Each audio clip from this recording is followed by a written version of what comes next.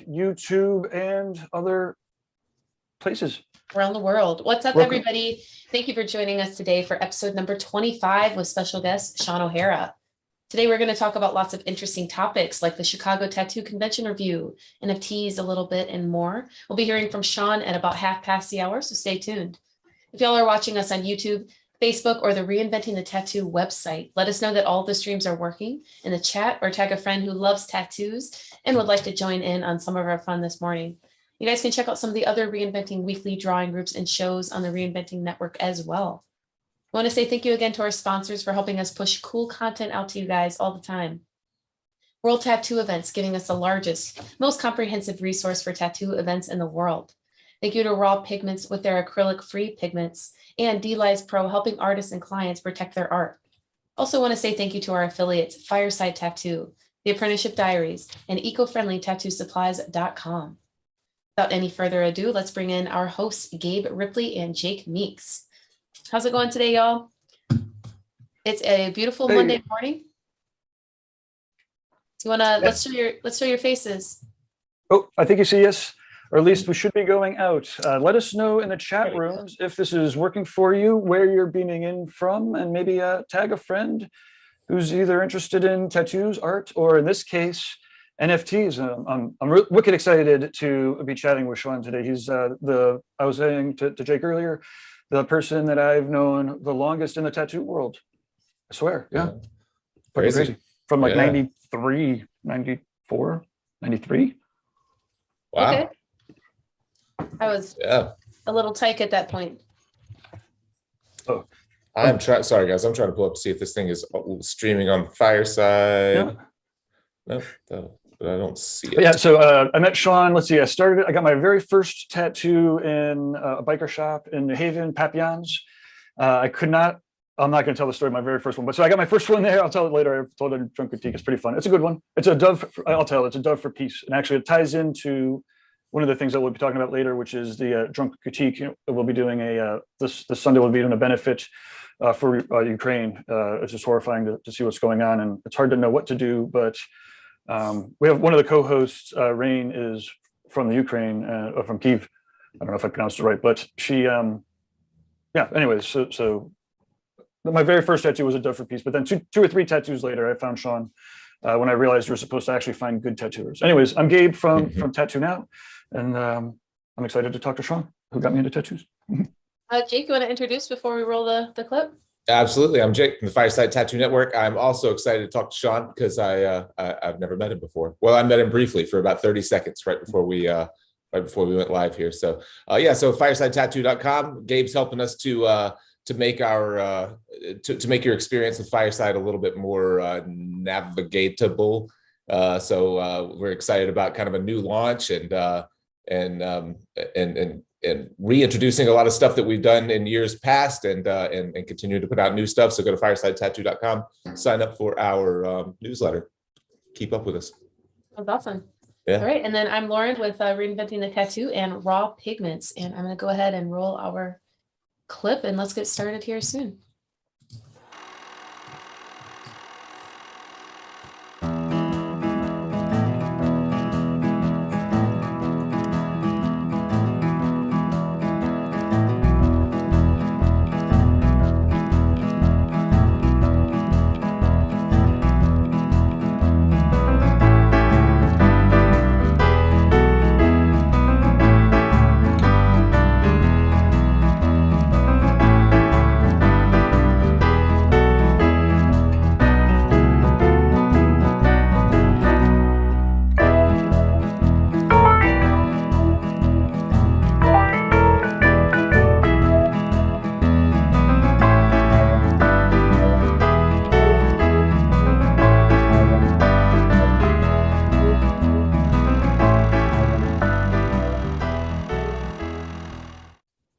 All right. Can either of you guys tell if we're doing out on Fireside? I can't get it to pull up on mine. Let me check it out. I'll test that as you guys get started. Yeah. So Lauren, you had a late night and a late drive. What was your weekend? Yeah, so I live in the Midwest, relatively close to the Chicago Tattoo Convention. So we drove, got the whole vehicle packed up with all the equipment, and we left last night rather than this morning. So it was very big. It was a lot of people. I saw a lot of interesting characters, to say the least. One of my favorites would be Dana and Dot out of Cincinnati. They have an incredible collection. They were kind of showing me a few of their things that they have. So I definitely got to take a nice stroll down memory lane. His peak interest is 1920s and before. So he's got a lot of really, really interesting pieces in flash and all sorts of stuff. Oh, cool. Yeah. Overall, the convention was great. We had 4 artists working in our booth. We had a joke ongoing that it was leg day, all day, every day. We had Edwin Ramirez. He worked on a 3-day leg piece from ankle to top of the hip. Yeah. I'll show you guys that in a little bit. We also had Emmanuel Fortunato. He was working on a woman. She was super great. She flew in from Washington, but she's Ukrainian. So we got to have some interesting conversations there, and she got a really big Metallica portrait on the top of her thigh. Oh, wow. A 2.5-day piece. Ooh. And the last artist, Jeremy Brown, or the second to last artist, he worked same thing, ankle to hip. 3 days, his client was hating him at the end. Oh, yeah. And then we had like kind of the opposite, Josh Moon, where he booked in advance and he had 4 or 5 tattoos every single day, which I was really interested to see how his process goes, because a lot of times artists will attempt that in a city they've never been. And it can be a lot to manage with that many people you haven't met and making them come on time. But I thought he did a really great job with that. Yeah. Whew, yeah, that's all of that sounds rough, but definitely the 4 or 5 a day, that's so stressful to me. Yeah, it was pretty interesting. Yeah. Well, super cool. Well, I spent last week in Asheville, North Carolina. Actually, I stayed in Asheville, Black Mountain, but I taught a 2-day workshop in Harrisburg. No, oh crap, something like that. Harrisburg, just a suburb of Asheville, basically, at Continuum Gallery. Katie Montez owns that shop. It is super cool. They just opened it. It's like, God, it's got to be 10,000 square feet. Oh, wow. And it's like, it's crazy. It's like they have these private kind of artist booths. They have this big gallery. They have like a concert kind of venue space. And then upstairs, there's a loft where I taught the workshop. It was perfect. And yeah, this place it's nuts. Like the town is super cool. It's very walkable. Like there's a little pub next door that's like a brew pub. There's all types of like restaurants in walking distance. I told her that I would talk to you guys. She wants to host events there. I was like, oh, this town is perfect for that. I don't know, like as far as hotels and staying there, but I had maybe a 20-minute drive from Asheville each morning to her, which wasn't very bad. I'm sure there are places in her town. It's not, is it Hendersonville? Man. Continuum Gallery. Look that up on Instagram. You'll find it. It's just outside of Asheville, but definitely. It looks great. It's so cool, man. Like she and her husband have they killed it. They built out the entire place. It's so nice. The show that they have up right now there in their gallery is amazing. I wish I could remember the artist's name. 2 artists from both from Europe, and I wanted to buy everything there. It was. Oh, wow. It was so good, so nice, such a great time, great group. I had like 6 or 8 people. I thought it was going to be more, but we had like 6 or 8 people, and that was perfect. We had like 2 apprentices that were just starting their apprenticeships, and then a couple of artists that were very skilled that could draw really, really well. And so it was fun to try to like do that find your style thing and manage different skill levels, over 2 days. It was cool. I had a blast. It's Hendersonville, you're right. Hendersonville. All right. I knew it was. Yep. And it's a little slow to load, but if you guys look it up, continuumartnc.com, and that gives you a nice, pretty good analysis of how they're rolling with things. It looks amazing. And the concept is spot on. Yeah. Yeah. Super cool. And they just keep taking over more space. I think they have a basement now. They're going to do like a clay studio, all kinds of stuff. So it's really like, it's definitely like a destination kind of spot. And that whole, like all those little mountain towns in North Carolina, Asheville being the biggest one, but like there's so many little towns because they can't spread out like we do here in Memphis, where it's just flat and you can just, the city goes on forever. Everything's like secluded in little pockets, and they all have their own little like communities and stuff. Such a cool part of the country. It's agree with beautiful, you. and it was basically artisan. Like Yeah. the aristocratic or the oligarchs of the time down there bring in like all the amazing artisans to make this really awesome, their mansions and whatnot. And then of course they were all sitting or hanging out in town and making the stuff in town pretty damn cool too. And Mhm. it's like a generational art community kind of a thing going on there. Yeah, absolutely. You're exactly right. It is. Yeah, it's super cool. Super cool. Yeah, she had mentioned, we had chatted with her a little bit at some point, but yeah, hopefully it'd be great. It sounds like, well, things are opening up again too.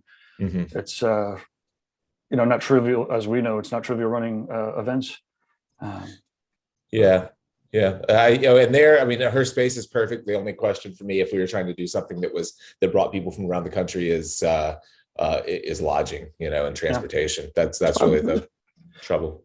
All that stuff is just logistical, though. We could fix that. Yeah.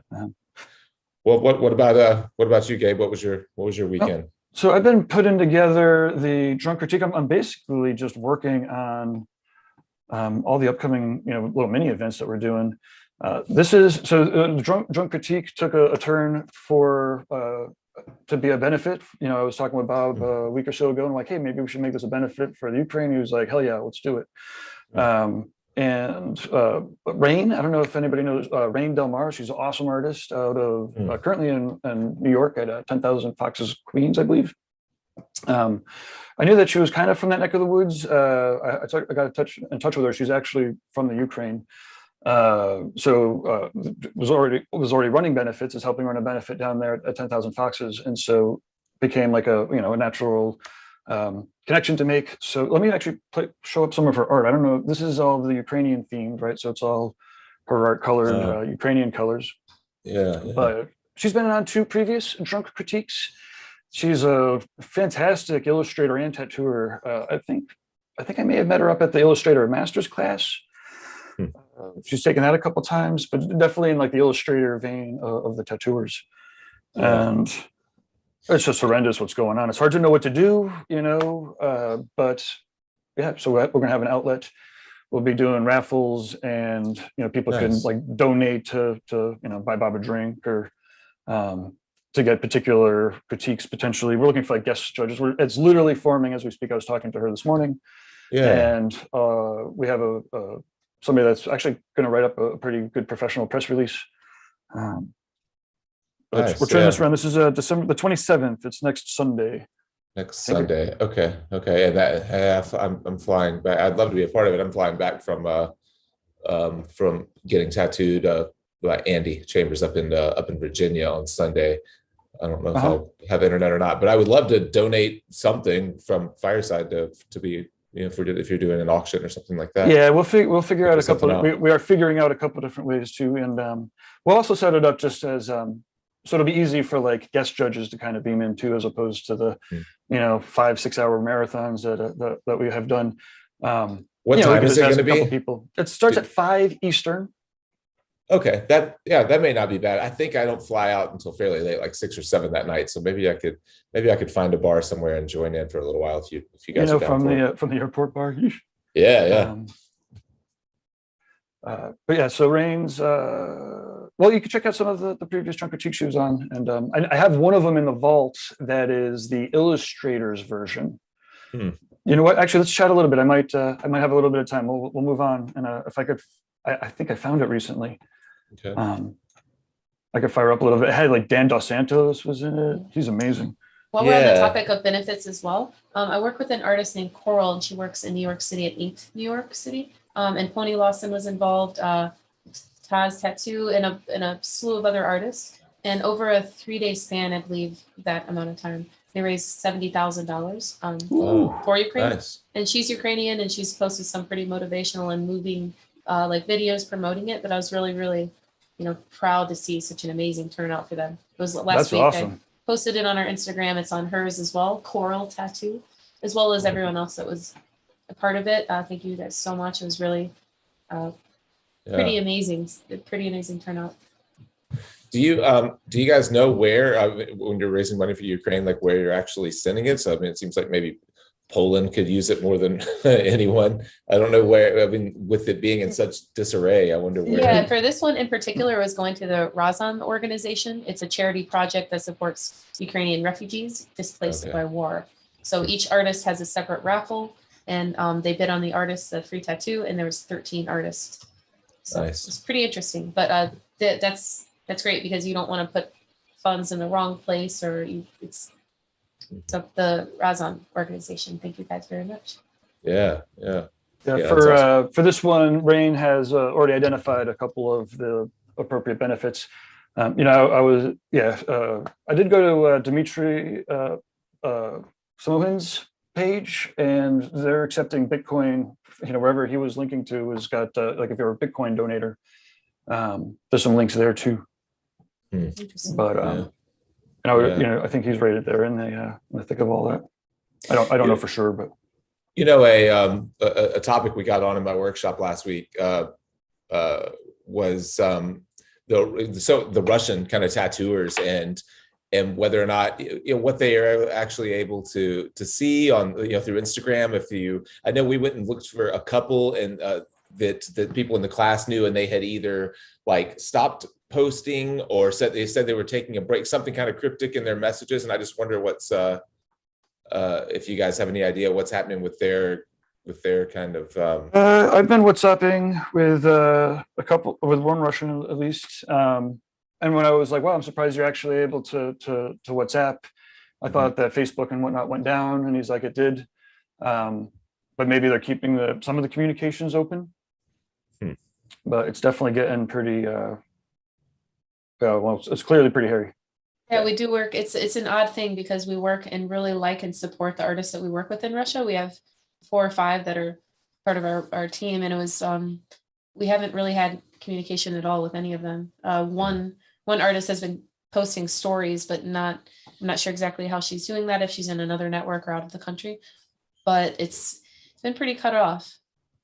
Yeah. We work with a supplier as well in Ukraine, and it was at a terrible point in time that they've got one perspective. There's a Russian perspective, of course, but we still, without fully understanding every single side of the story, it wouldn't be like right in my mind not to, check on them and see how they're doing and all that good stuff. But the perspectives are vastly different. I've seen some interesting posts online where it's a lot of back and forth with Russian tattooer, one in particular. So I hope that can all calm down and people can get on the same page, because the tattoo community, they really aren't enemies at all, but what is going on is super horrible. So it's definitely in need of a nice balance. Yeah. It's something that it's like a perspective that we have now that, that in past wars that, I've never known anyone in a war-torn country or kept up with them or knew anything about their families or anything like that. And with tattooing and social media over the last, 8 or 10 years or so, I find, you follow so many artists from around the world, and it's crazy to have like actual lives to put with what you're seeing on CBS or whatever. It's like, wow, like I know real people that are over there. I mean, I know them personally, but I keep up with them. And then when they kind of disappear, or whenever they're fed different information than you're fed, and it's just different. It's different than any other experience in my life with because of how close we are with how intertwined our lives are through social media these days. Sure. I think that it's finding a good balance when we realize that like you said, we're different information that we're given, but still tattooers are tattooers. I'm sure they're still great, amazing people as well. Nothing has changed in that regard. So yeah. Lots of stuff. That's great, Gabe, that you guys are putting that together. I'm really happy to hear. Yeah, absolutely. Yeah, we'll have the press release hopefully by tomorrow. And yes, and I mean, drunk critique ends up being like a marathon anyways, but yeah, be able to help it become a benefit to be able to use that, use that time even more wisely. I think we'll make the headache the next day more worth it. We might even keep it as a thing, a roaming benefit or something, because but it'll be fun. So, and if you're interested in getting critiqued, if you're a tattooer or an apprentice, then yeah, stay tuned. Get on like the Reinventing or the TattooNow mailing list. There'll be actually one of the sections that we have is before you fuck it up, so that tattooers can send in their designs for critique before they start the tattoos. Nice, great idea. Yeah. So that'll be fun.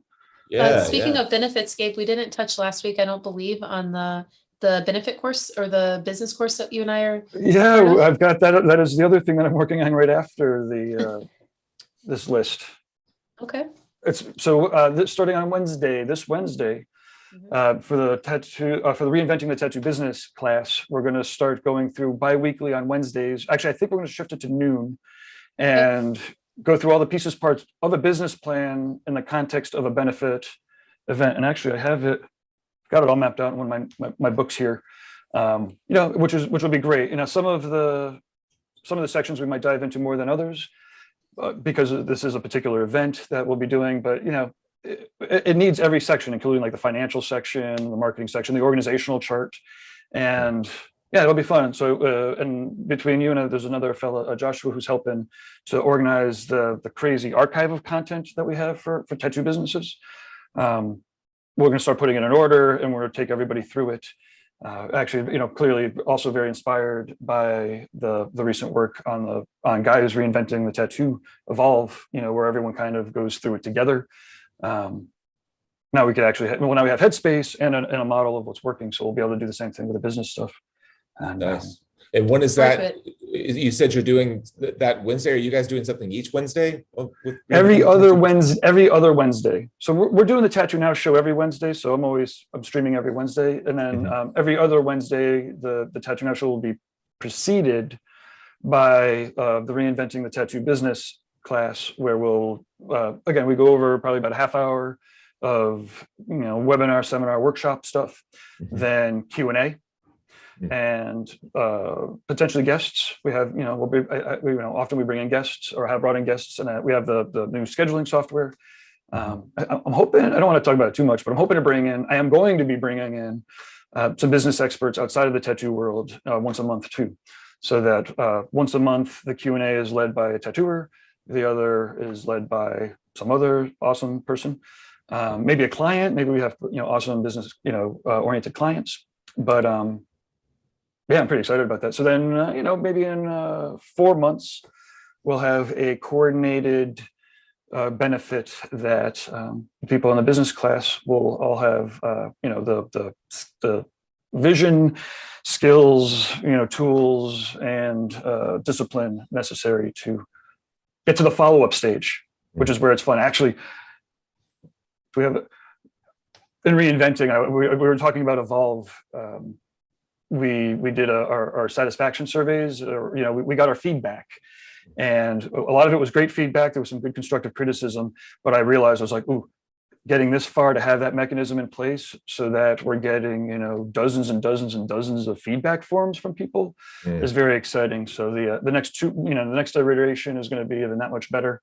It's fucking great. And all the artists are awesome. I mean, how it works. The artists that are dedicated to bettering themselves on a routine basis they just keep getting better. It's awesome. Yeah, that's cool. I'll have to keep up with that. I've always liked I love bringing in folks from outside of a particular industry to offer insight, into that, into that industry, or ideas that could be applicable. That's really kind of where we started our entire channel, was bringing ideas from fine art and painting into tattooing. That was basically where it came from, and evolved from there. So awesome. Well, and you're a beneficiary. You've been doing like the real world masterminds and whatnot. Yeah, I've been a member of Strategic Coach for years now. So I before the pandemic, I go quarterly up to Toronto and sit with about 15 or 20 different entrepreneurs, and all of them are in one coach, and it's awesome, man. None of them are tattooers, obviously. It's like I'm definitely the odd man out there. They all run financial businesses, insurance, so all different types of businesses. But but the cool thing about them is everyone has reached just the prerequisites to become a member of the group. Everyone has reached a certain level of success in business, so that we're kind of solving a lot of the same problems. Putting the right people in place, trying to focus on your unique abilities and things like that, and and finding other people who do other things well, and developing processes. And it's fun. I really learn a lot every time I'm there. Yeah, it's funny. I'm always a little jealous when I hear you talk about it. But well, like I said, well, in some ways we'll have our an in-house version. Yeah. And if you I think I don't know, you've been streaming while you tattoo, depending on your clients. If the Wednesday spots is there, I mean, you're clearly yeah. We whenever we can. I've been doing some streaming as well. It's not always on Wednesdays though. I just try to find a tattoo that I think would be interesting or is at a good point where I could work and talk, at the same time. Sometimes, if I'm really problem solving, I don't want to have to worry about the camera being on. Right. No, that makes sense. And being focused on the tattoo, awesome. But either way, cool. So do you want to read out? We got a couple people here in some of the chat rooms here. I think this might be the which one is this? This is Reinventing. Cole Gridley, I believe is how you pronounce it. He says good morning. He's down in the Haven. Jason Leeser says good morning all. Skies of Fire says morning everyone. Hey Kyle. I haven't seen Jason in quite a while. I guess I haven't been on. Jason's still doing his morning show. Is he doing a morning show or afternoon show? Right? He does 1:00 p.m. Eastern on Sundays. So it's going Skill building regularly. Sundays. And there's a lot of great conversations. The last couple of weeks, Seth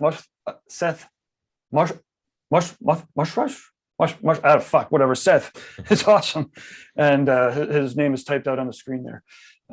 He's been joining, and it's that's good. He does it religiously, and then Ricardo does his on 10:00 on Tuesdays. Oh, nice. Those have been a lot of fun. Yeah, I Yeah. really enjoy the Tuesday mornings with him. Yeah, like a lot of the new reinventing people are joining. But just so anybody watching, these are open drawing groups for everybody. If you are a tattooer or an artist of any ilk, you can join in and zoom in. And it's like a big drawing group. It's exactly what it is. Thank you, Gabe, for making sure they happen.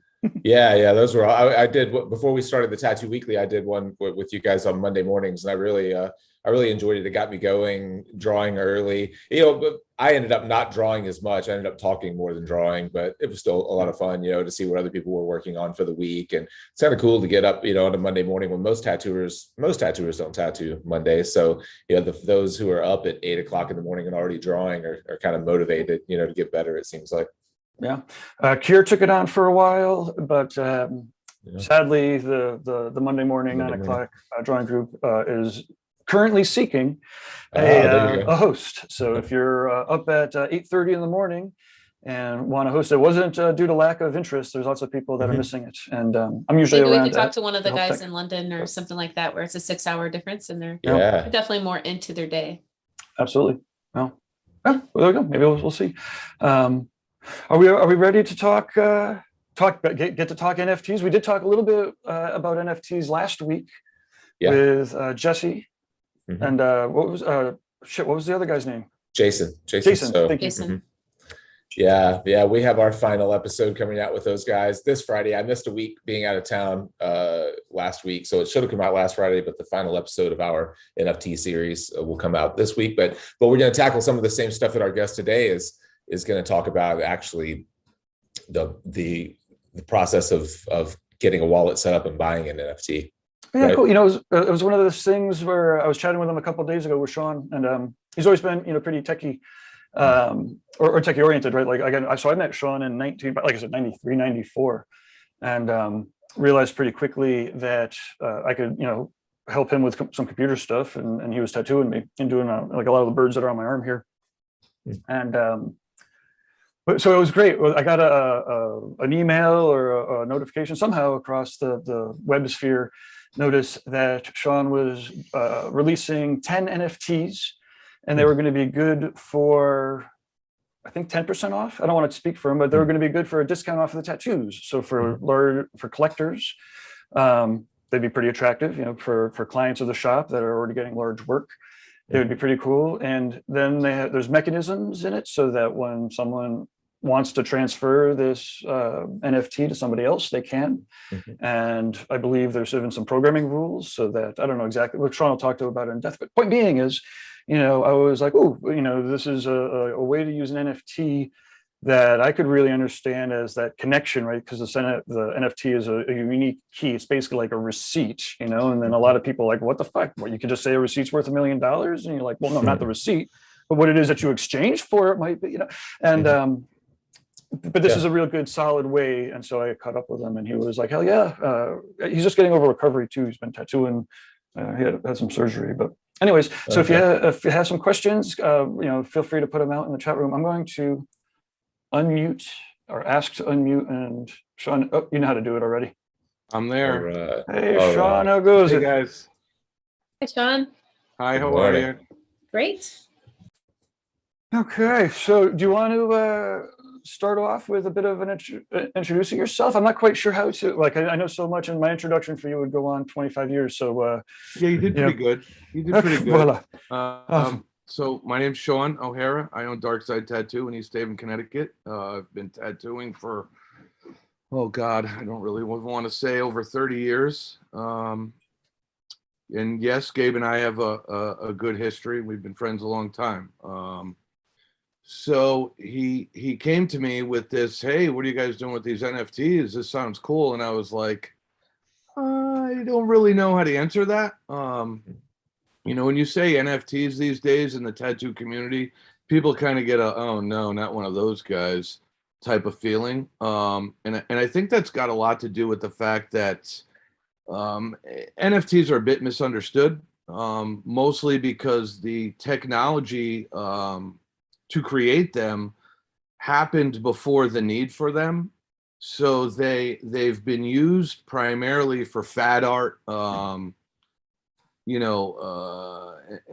of, it's like the hula hoop of this century, and the idea is that, in the future, they were mostly created for the storing of information, such things as legal documents, titles to houses, titles to cars, and they're not being used for that yet. So people are creating stupid little animations or characters and selling them for thousands of dollars, which really makes no sense to most of us. Now, real quick, I don't want to interrupt while you're going, but like ahead. That's one of the parts that really interests me, especially as artists, to be used as a copyright. Now, is it not being currently used like that because it's not recognized by like Copyright Office, or is it just not implemented yet, do you think? It's not implemented yet in a sense that it's still a decentralized currency, right? So it's not adopted by our country, for instance, at all.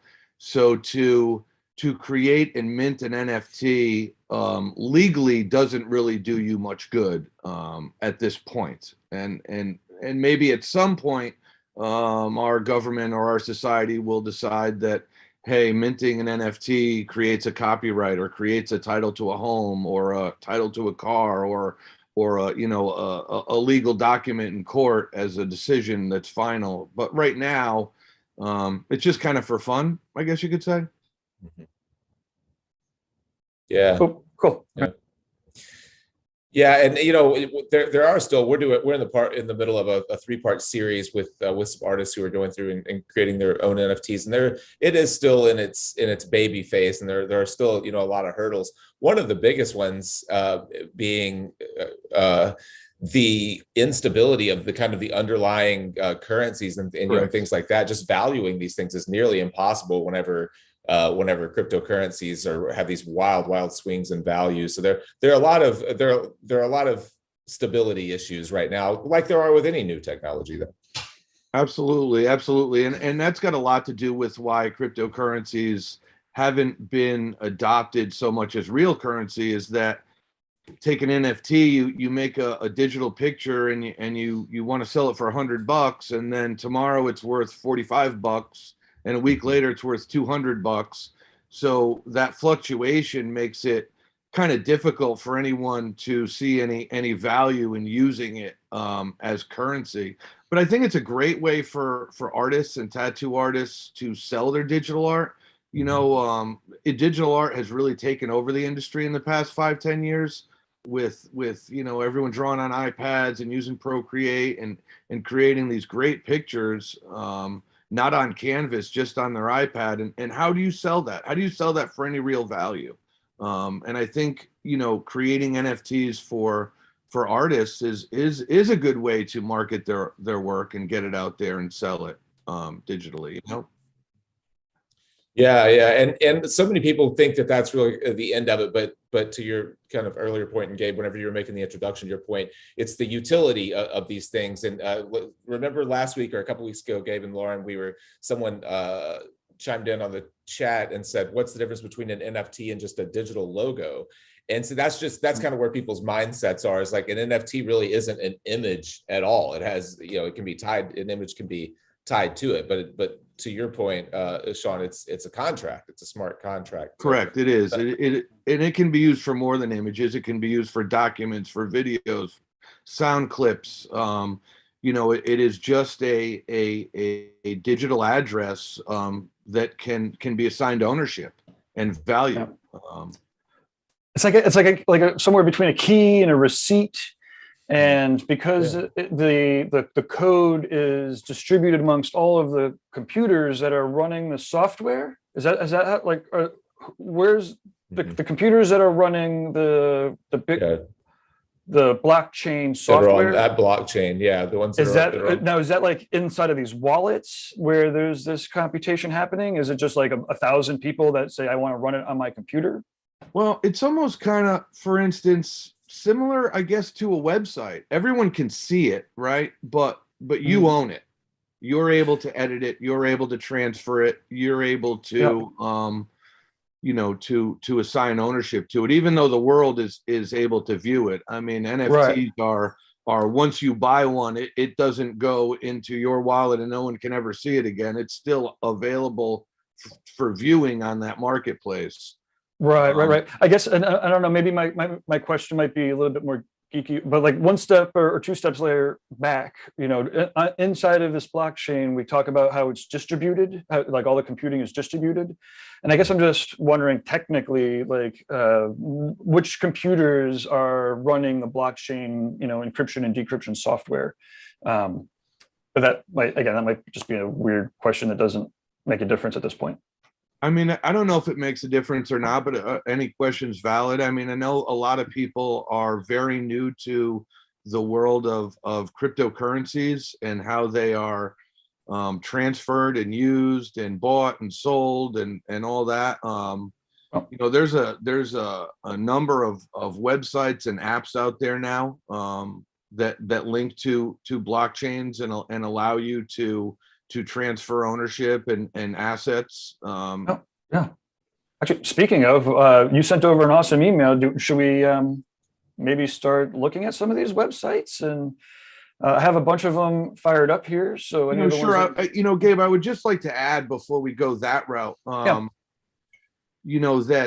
there are real world uses for NFTs as we sit here now, and that's what I've been trying to do as this creator of this little set of NFTs is not just create some artwork for someone to buy and say, hey, I own this artwork, this is cool, but to actually have some use for it. And I had been speaking with a developer on a crypto team about some real world uses, and he was like, there's some country clubs, some exclusive country clubs that now their membership is NFTs, and it kind of got me thinking, like, what can we do with ours that makes it valid, that makes it have some kind of value to someone purchasing it.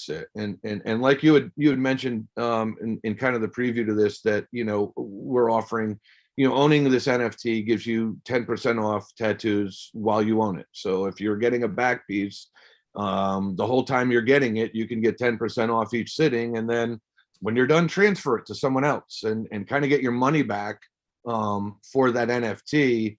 Meanwhile, you had saved however much, at 10% off.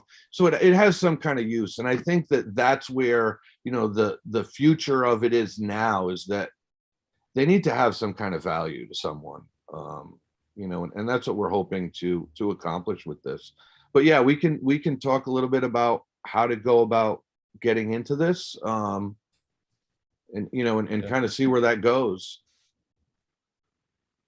Yeah, I think it'll be fun to walk through the process. I went through myself and set up. I already had I'd been investing very minimally, but I've been investing in crypto for the last year or so. So I went ahead and set up a MetaMask wallet recently and transferred from my Coinbase over to my MetaMask and got on and set up an account on OpenSea and connected everything. So I got all the way to the point where I could pull the trigger. And then I'm like, well, I don't know what I want to buy. Yeah, exactly. And I am in the same boat. Like I have been investing and learning about crypto investing for probably the past 5-6 years, since Bitcoin's kind of last boom about 5 years ago. And I have all that set up as well, and an OpenSea account, and I've looked through there, and I'm like, why would I don't really want to buy into this stuff, I have some friends in the tattoo industry that have created some NFTs, and that may be a future purchase of mine, because it means something to me. But yeah, I look through there and I'm like, wow, this is crazy. Yeah, definitely. One thing that it took me a while, we were well into the series that we've been doing on Fireside on NFTs before I realized what they meant by the marketplaces like OpenSea being secondary markets. And in order to actually, those are NFTs that have already been minted. Right. And that's all done through the white paper, the people who are actually pitching the NFTs on the front end. It took me, I don't know, an hour and a half of talking about NFTs and that being said to me several times before I realized, like, oh, those are already, I'm like buying used NFTs now. I get it. It makes more sense. Well, when you mint it becomes a part of the blockchain. Prior to that is kind of the creation phase, where it's editable, where it is owned and only available to you. But once you mint it, it becomes kind of a solidified product and actually assigned to that address on that blockchain, at which point you can sell it, you can transfer it, you can, do what you want with it. And there are NFTs on OpenSea that are not yet minted. You can make offers on them. They don't have like a buy now button, but they do have a send an offer to the creator, at which point he would have to mint it to sell it to you. Real quick. So like the minting process in my mind, again, as a programmer, I'm trying to figure out how to cross, like when people hear minting, what the fuck do you mean minting this? And then when you have it, it's a thing that's connected. But what that minting is it's really the computing power that is creating like a unique set of code for this connection, for this piece that we're making, correct? So when you're saying minting, it's basically the computer, and that's where the environmentalists are like, how much power does that take? And we don't need to necessarily get into that. I'm just trying to figure out the particulars and how to fucking buy one of these things. The minting process is simple. It's in terms that you would easily understand. It's like publishing the website on TattooNow. Right. So a unique one that only has one key if we want to give it away, right? Right. Yeah. So when you create it, it is given an address, right? A unique address. And when you mint it, you're like publishing it. Yeah. Oh, okay. So what I was thinking about, the computing power to create that has been happening before minting. So what happens before minting? Well, it's like a creation process. It's kind of like working on the back end of a website where you're clickety putting up the and pictures you want, you're putting up the text that you want. You're doing a little bit of layout, you're able to edit it and go back and say, oh my God, I misspelled something. And then when you hit publish, like you would on a site, on a website that you own or whatnot, and then it becomes viewable and live and solidified to the rest of the world. Boom. I don't know as much about the back end as you guys, but one thing that I believe is true whenever you mint.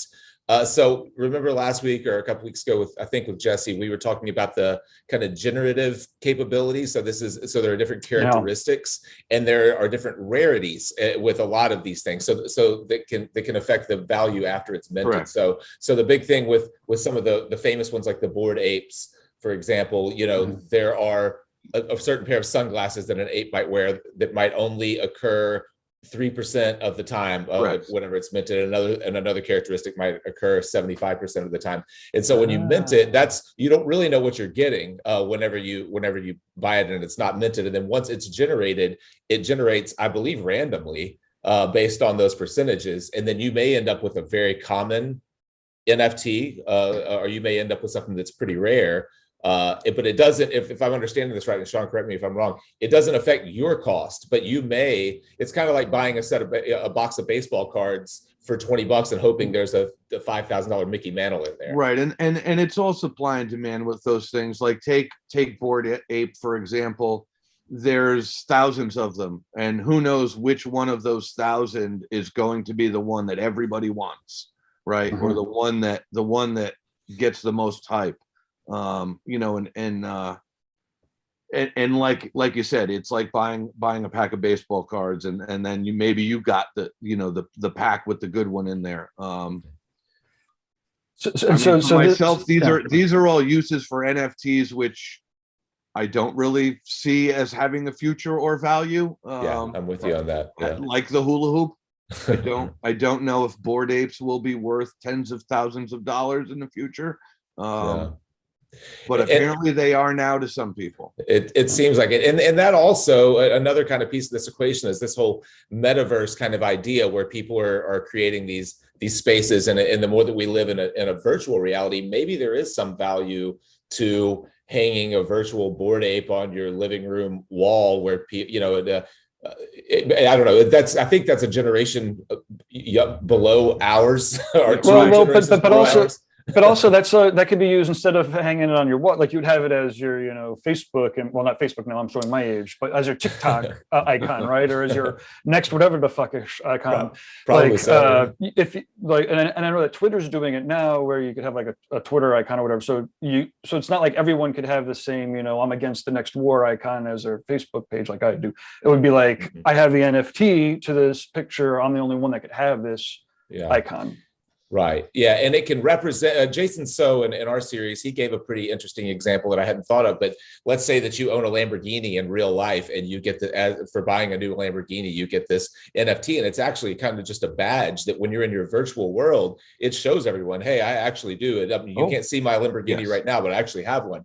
So it's a way to kind of flex what you have in the real world as well. So there are a lot of, there are a lot of layers to it. Yes, it's very ego driven. Yeah, absolutely. It is very ego driven. Yeah. But back to the utilitarian-ish kind of things, having a core crew of collectors, right? And again, and when you were talking about the value of the NFTs going up, like in the case of the tattoo shop, like if in 10 years, 10% off the tattoos is worth 200% more, right? So every, all of a sudden, the demand goes up, you're now, $300, $400, I don't know, whatever. But the value of that NFT then goes up. If somebody's trying to sell the NFT to pass it on, and now the tattoos are all worth more, then that NFT itself becomes worth more. And one thing that would make that valuable to the artist who issued the NFT to begin with, rather than just selling the thing and giving 10% off of tattoos to any random person who bought it for life, is each time that it transfers, it's often built into these smart contracts that the artist gets paid again some percentage. So you continue to get paid as it sells. Yes, correct. And you can set that percentage up to 10%. And we plan on doing a digital art gallery of NFTs with all the artists in the shop, maybe creating a few, digital NFTs for sale. We just started with this idea and see where it goes, Well, hey, let's maybe go through, we have about 10 minutes. Yeah. Ideally. So maybe we could start hammering through some of the finer points, right? Like, are there a couple different places to go to download the right things, and then where to go to buy the stuff? And, and I have some of these links, and again, that email will kind of help translate that into the notes of this, because it was pretty awesome. Oh, well, thank you. Very thorough. Well, I was hoping it was thorough, because you were like, hey, I need a kind of a storyline of how to go about this, and I'm like, oh boy, I haven't done this in a while, so I just kind of typed it out. A little bit of editing, but I think we did good. Oh yeah, great. So yeah, I mean, basically, you need to start with somewhere to transfer your money to cryptocurrency, and I'm going to use Coinbase as an example. Not that I'm going to promote Coinbase or it's the only way. It may be the easiest way though. So if you download the Coinbase app, right, and then click through the steps to set it up and create account. and link a payment method, that's kind of step one. And wait, and when I was doing this yesterday, you're right, it doesn't take long, but it did ask me a couple of sensitive questions where normally my knee-jerk reaction is go fuck yourself. I'm not going to tell you who my mother's name or like my social security number. But then you were like, yo, dude, we're talking about money and like it's like opening a investments and bank stuff. account. They most of them require a lot of personal information, as well as many times uploading photo ID, social security numbers. But I mean, these companies have been around for a while. You go with the bigger ones. Personally, I mean, I can't speak for everyone's own sense of security, but that's just what's required. Sure. And again, like you're not vouching for Coinbase, but the fact is it's one of the larger ones. If it all fell Correct. apart in a It house is of the cards, largest you'd be like, one for sure. What was that? It is the largest one for sure. Coinbase is. I mean, it's listed on New York Stock Exchange. It's a big company. Well, and frankly, it's not like the banks, and then the other counter argument is, well, banks are secure. And it's like, no, they're not. Those fucking hackers get in that shit all the time. All that information just goes to the highest bidder if it doesn't just fucking fall off the fucking back of the wagon. Anyways. Right. Okay, Coinbase. Let's see. I've got another. Yes. So you want to go, you're going to need that app if you're going to go through Coinbase, right? So download the Coinbase app, set it up, link a payment method. That's step one. The next step would be to download the Coinbase Wallet App. It is a separate app. And you can do that on either smartphone on a desktop. If you have Google Chrome, there's an extension for it. And the difference is that the wallet app is where you store and transfer these securities and are able to buy and sell. So once you would download the wallet app and set that up, there's links on there to link it to your previously set up Coinbase account, and it's pretty straightforward. They're usually pretty easy. And I will say that if you go on their website, they have great tutorials on how to do any of that if you get stuck. And then once you have your wallet set up, now you're going to need some currency to buy an NFT, right? So that's where you might, it's a bit of a learning curve. So if you go on, let's say OpenSea, which we've been talking about, most of the NFTs, well, all the NFTs that are for sale have a price. We'll talk mostly about Ethereum. I think that's the starting point, although there are other network other network coins that you can buy NFTs in. But for Ethereum, let's say, for instance, you use an example, you want to buy an NFT that costs 0.5 Ethereum, right? So that's half an Ethereum. And if Ethereum's current value is, let's say, 2,800, then you need $1,400. So you're looking to buy. We've got Android Jones here. Can we, okay. I wonder how would I see if any of these are actually for sale? Status by now. You can. So you can offer, I think, on any of it. Some will show for right. sale. So. Price so history. There is make an offer, but we want to stay away from that. If you just go to OpenSea's main page, just click on the OpenSea button at the top, right, and then go to Explore. All NFTs, art, whatever you like. We'll stick with the art for now, understanding that this is a future copyright utility. Sure. Yeah. You just click on any of them, and you can kind of see how they're priced. There's the Angry Ape. So I guess we'll start with number one here because it's number one. What do we got? Beeple. Gotcha. Okay, so scroll up so you can see some of these NFTs. They're down, yeah. Right. So, all right. So here you've got some quite pricey NFTs that you clicked on. Okay. So this one is $72,000. Because it's just about 25 Ethereum. Ethereum, yes. Ethereum. Right. And it gives you the cash price next to it. It gives you the little conversion. And this is an odd example because you don't usually see them priced this high. They're normally 0.1, 0.01, 0.25. We picked literally the top one. We literally picked the most expensive NFTs on there, but Let's see. So price low to high. This is still well. Again, this is because this is yeah, a this fucking one badass they're all motherfucker. this Holy expensive shitballs. on this. on And that's this okay. website. Well, how about we But look this up? is Beeple. I mean, it's a a famous artist who's.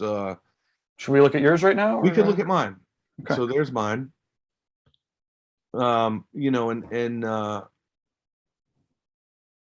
And our floor price, they're all priced at a quarter of Ethereum, which right now is probably about $600-700. Where would I find the price of Ethereum? Do I just do a So search for that? Okay, so I put it in the links that I sent you, but if you go to Etherscan, or even your Coinbase will show that. That's where yeah, you're you buying can it. see it. But yeah, you can really just Google Etherscan gas prices you want down there. Yeah. I really tried to point to something. Yeah, Etherscan gas tracker. So in the top left corner is the current Ethereum price, right? 2,900. And then if you look down a little bit, it shows you the fee schedules too, and it'll show your OpenSea fees are usually about $20. You're a little higher. Go up a little higher there. That's the transaction price for Those are actually your buying the transaction NFT. prices. So you kind of have to add that in. So if you want to Mhm. buy an NFT that costs $100, you're going to need $100 plus the transaction fee of approximately on OpenSea right now $22. Mm. Okay. So those are the things you need to keep in mind before you figure out how much money you're going to commit to this Ethereum purchase to buy that NFT. Does that make sense? It does. Okay. So it's 0.25 times the what was it? Oh, shit, Well, if you now I- scroll down, well, now you went past it. So if you scroll down, right, you can click on one of these. It'll show it to you right there. It'll show you. So I don't know why it's loading at 0.5, but But you can make it should load at 0.25. Well, maybe that one was already purchased. Maybe that was one that was. No, nope. So there you go. Okay. Yeah. So there it'll So- tell you the price, and plus you're going to need about at least $22. Yep. I would always suggest to go a little higher. You don't want to run out of money in the middle of a purchase because it will eat up the processing fee, and you won't buy anything. Mm-hmm. Right. You'll be yeah. And now, so let's. Do you want to talk about the specifics? We have just a little bit of time left. So now people know they can go to Coinbase, set up an account, which is like a bank account with all that information. Right. Yeah, And they can, go. can I clarify just that a little bit real quickly? Yeah. Just because whenever that first happened, when I first set up a Coinbase account, and then I found that I had to have a Coinbase wallet, or we talked about MetaMask earlier. I didn't understand the need for so many different third parties, a wallet, the Coinbase account, and then also the OpenSea marketplace. And the way that I finally made sense of it in my own mind is if you were to open an investment account, say with Fidelity or TD Ameritrade, you're investing through there, you're buying, you're transferring dollars to Bitcoin or Ethereum or whatever. That's your investment account where you're hoping to gain a return. You typically wouldn't buy something off of Amazon, your groceries from Amazon, from your TD Ameritrade account. You would have to cash some of that out, pull it back to your regular bank account, where you could then go to Amazon and buy paper towels or whatever. So essentially, Coinbase is TD Ameritrade. The Coinbase wallet or MetaMask is your bank account or an actual wallet that you can use, and then OpenSea would be Amazon. Yeah, I like to use the analogy of Coinbase being like your bank account and Coinbase Wallet being like your debit card. There you go. Yeah. Because you can't really buy or sell anything out of just Coinbase itself. You need that wallet app to make purchases on sites like OpenSea or any NFT site or any crypto site really. Mm-hmm. Yeah. Cool. So, awesome. Yeah. But yeah, so let's give us the straight the facts. So if you're a client of Darkside, and it looked like they were running between 750 and maybe the other one was already purchased or something, was 1,000. I think it was again, a if glitch. They somebody's should all getting- be about 750. Okay. If they get sleeves or back pieces or large work, or they actually receive some of the money back as they transfer it, I don't know. Anyways, this is our final minute to All right, so I mean, minutes. I guess look at it like this. So this is to reiterate, you know, our plan with these going forward is that the average back piece may cost you 10 to 15 grand over the course of a year or two, or however long it takes to get done. If you spend, say, $700 to save at the most 1,500, so right, so you're doing good. And then at the end of it all, when you're done with this back piece or just getting tattooed in general, let's say you sell it for exactly what you paid for, a quarter of an Ethereum. Well, a quarter of an Ethereum today is $729. A quarter of Ethereum 2 years from now could be a whole lot more. You may end up selling it for a tenth of Ethereum and still making money, but you're basically getting that initial investment back that allowed you to save 10% off of this tattoo. And you get the ego bragging rights of, hey, I own one of Darkside's NFTs. You know? Yeah. And you could, you know, put that and for the first thing round, on your Facebook and be like, hey, I own this. You know? And for the first round, there's definitely some validity to the desire to do that, apparently. Well, and you also have, at least for the first round, your investment's covered. I mean, you might even have like double your investment covered, and then if you could turn it around, then some. To your point, like even if and again, because it's like you're dealing with like currencies and investments, so Right. But so you have the opportunity to potentially earn off the investment or not. Right. But the actual initial round is almost a no lose if you're planning on large work. And that was my goal here, because most of the people that are investing in NFTs today are doing it for investment. They're buying Bored Apes for a little bit of money and hoping that the buzz goes up and the fad expands and it's worth tens of thousands of dollars next year. That being said, what's it worth today? It's really not worth much of anything, at least with something with a real world value, like we've created. Whether you make money off of buying our NFT in the long run, at least you were able to recoup that investment.